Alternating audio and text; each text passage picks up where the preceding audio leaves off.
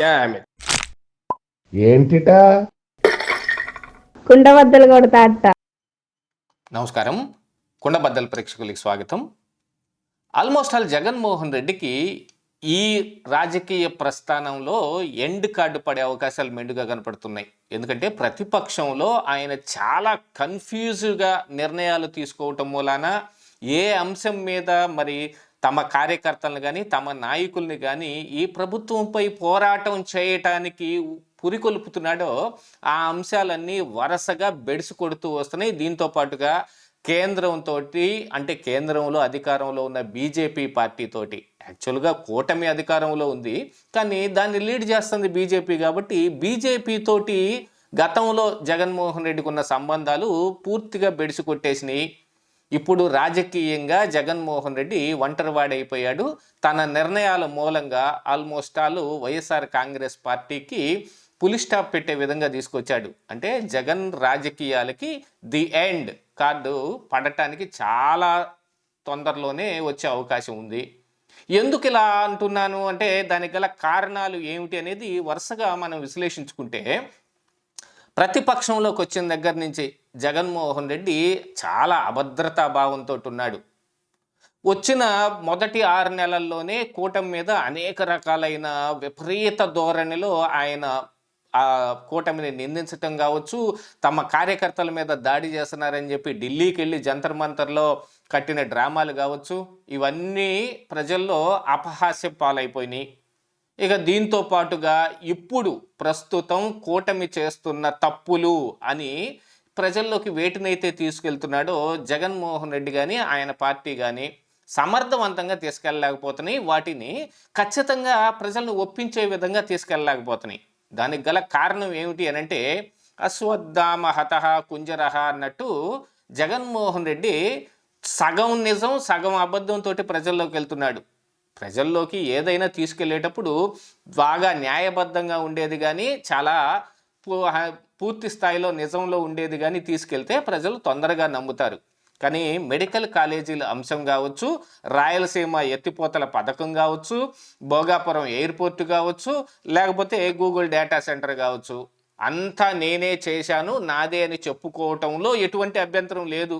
కాకపోతే కొంత ఆయన చూసి నవ్వుకుంటారేమో జనాలు, అన్నీ నేనే తెచ్చాను అనుకుంటున్నాడని.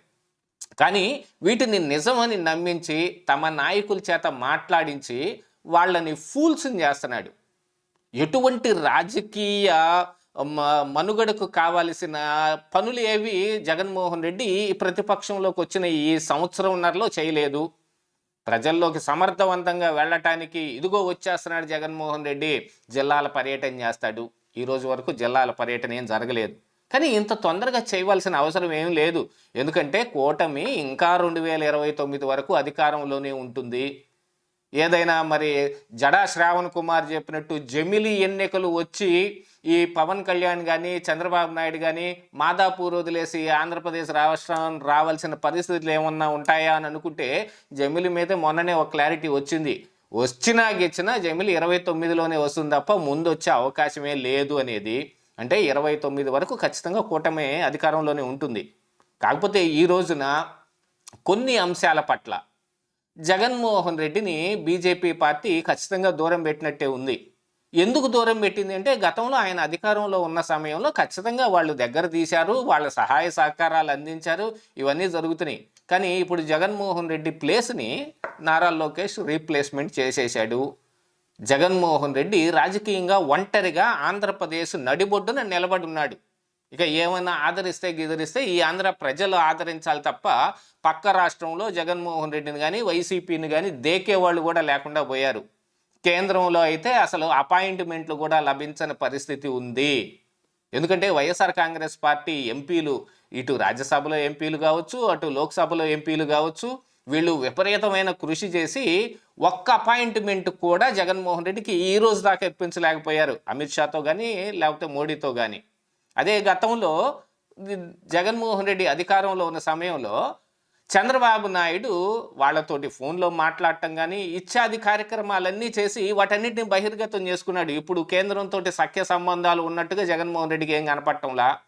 కాకపోతే కేసుల విషయంలో ఇంకా సిబిఐ అరెస్ట్ చేయలేదు కదా, జగన్మోహన్ రెడ్డి కోర్టుకు వెళ్ళకపోయినా కూడా అలాగనే బయటనే ఉన్నాడు కదా అని అంటే అవన్నీ న్యాయపరమైన వచ్చిన చిక్కులు కావచ్చు, లేకపోతే ఈ చట్టంలో ఉన్న లొసుగులను ఉపయోగించుకొని జగన్మోహన్ రెడ్డి ఆడుతున్న డ్రామాలే తప్ప ఇందులో కేంద్రం ఆపుతున్నది కానీ, లేకపోతే కేంద్రం జగన్మోహన్ రెడ్డి పట్ల సానుకూల వ్యవహార శైలిలో ఉంది అని చెప్పటానికి ఎటువంటి ఆస్కారం లేదు.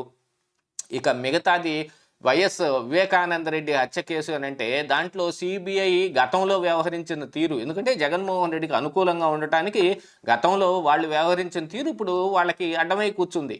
అందులో ఒక వెసులుబాటు పొందాడు. కానీ ఇవేవి ప్రజలకు పనికొచ్చేవి కాదు. కాకపోతే ప్రజల్లో ఎంత అబాసు పాలవుతున్నారు అని అంటే మేనేజ్ చేసుకుని జగన్మోహన్ రెడ్డి ఎలాగో నెట్టుకొస్తున్నాడు కానీ జైలుకి వెళ్లకుండా. కానీ ఈ వైసీపీ నాయకులు నోటి దూలం మేము తట్టుకోలేకపోతున్నాం. నిన్ననే ఆర్కే రోజా నోటికి వచ్చిన మాటలు మాట్లాడింది. దానికి ముందు రప్ప ఎంత పెద్ద వివాదాన్ని రేజేసింది అని అంటే, ఇదిగో జగన్మోహన్ రెడ్డి వచ్చే ఖచ్చితంగా ఈయన టీడీపీ నాయకుల మీద ఏమి దాష్టీకం చేస్తాడో, వాళ్ళని ఏమి జైళ్ళల్లో పెడతాడో, వాళ్ళ మీద ఏమి రప్ప ప్రయోగిస్తాడో తెలియదు కానీ మిగతా నాయకులందరూ ఖచ్చితంగా జనం మీద పడి రప్ప సాగిస్తారు. ఇదిగో నాకు ఈ నియోజకవర్గంలో ఇన్ని ఓట్లే ఉంటే ఇవెందుకు, మిగతావెందుకు రాలేదు, నాకు ఇన్ని ఓట్లే ఎందుకు వచ్చినాయి అని జనం మీద పడి వేధించే అవకాశం మెండుగా ఉందని ఈ రోజుకి ప్రజలు నమ్ముతున్నారు. ఎందుకంటే వైఎస్ఆర్ కాంగ్రెస్ పార్టీ నాయకుల పట్ల ప్రజలకున్న అభిప్రాయం అది. ఈ రోజుకి ప్రజల్లో జగన్మోహన్ రెడ్డి ఒక నిర్దిష్టమైన స్థానాన్ని సంపాదించలేకపోయాడు వాళ్ళ మనసుల్లో. ఇది జగన్మోహన్ రెడ్డి అంటే గతంలో ఆయన అధికారంలో ఉన్న సమయంలో ఏ ముద్ర అయితే వేసుకున్నాడో ఆ ముద్ర రాను రాను పెరుగుతుందే తప్ప ప్రజల్లో అది అభిమానంగా మారటం లేదు. కూటమి చేస్తున్న చిన్నా చితక తప్పుల్ని ఏమాత్రం బయట పెట్టే ప్రయత్నాలు చేయకుండా వీళ్ళు కొత్తగా సమస్యల్ని తీసుకొచ్చి ఇదిగో ఇది కూటమి చేస్తున్న పని అని చెప్పి ఎప్పుడైతే ప్రజల్లోకి వెళ్తున్నారో అది రివర్స్ అయిందనుకోండి. ఫర్ ది ఎగ్జాంపుల్ ఈ రాయలసీమ ఎత్తిపోతల పథకమే తీసుకుందాం. జగన్మోహన్ రెడ్డి రాయలసీమకు నీళ్లు తీసుకురావాలనే ప్రయత్నం చేస్తుంటే చంద్రబాబు నాయుడు రాయలసీమ గడ్డ మీద పుట్టినవాడు రాయలసీమకి అడ్డం పడుతున్నాడు అని చెప్పే దాంట్లో ఏం నిజమా కనిపించలేదు. మరి రాయలసీమ ప్రజల్లో అక్కడున్న ఉత్తుత్తి కొంతమంది రెడ్డి నాయకులు కావచ్చు, మిగతా జగన్మోహన్ రెడ్డికి పనికొచ్చే నాయకులు కావచ్చు, వాళ్ళు చేస్తున్న ప్రయత్నాలు ఏమాత్రం సత్ఫలితాలను కూడా ఇవ్వడంలా. ఎందుకంటే కుప్పం దాకా రాయలసీమకి నీళ్లు తీసుకెళ్ళింది ఘనత చంద్రబాబు నాయుడు మొన్న హంద్రీవతో సాధించాడు. యాతావాత ఏ విషయమైనా సరే, భోగాపురం ఎయిర్పోర్టు కూడా నేనే కట్టాను అని చెప్పుకున్న నవ్విపోదురుగాక నాకేటి సిగ్గు, నా ఇచ్చయేగాక నాకేటి వెరపు అన్నట్టుగా వ్యవహరిస్తున్నాడు జగన్మోహన్ రెడ్డి అని ఇటు పత్రికలు అటు ప్రజలు ఇద్దరికీ వచ్చాయి. ఇంత అపవాదును మూటగట్టుకున్న తర్వాత జగన్మోహన్ రెడ్డి మళ్ళీ 2029 ఎన్నికలకి వెళ్ళి ఇదే ఫలితాలని సాధించగలుగుతాడా, అధికారంలోకి రాగలుగుతాడా అంటే అందులో ఆశ్చర్యమే ఉంది. ఆ జగన్మోహన్ రెడ్డికి ఆ పార్టీకి ఫుల్ ది ఎండ్ కార్డు తప్ప ఏమీ లేదు. ఇదే ఈరోజు కుండబద్దలు.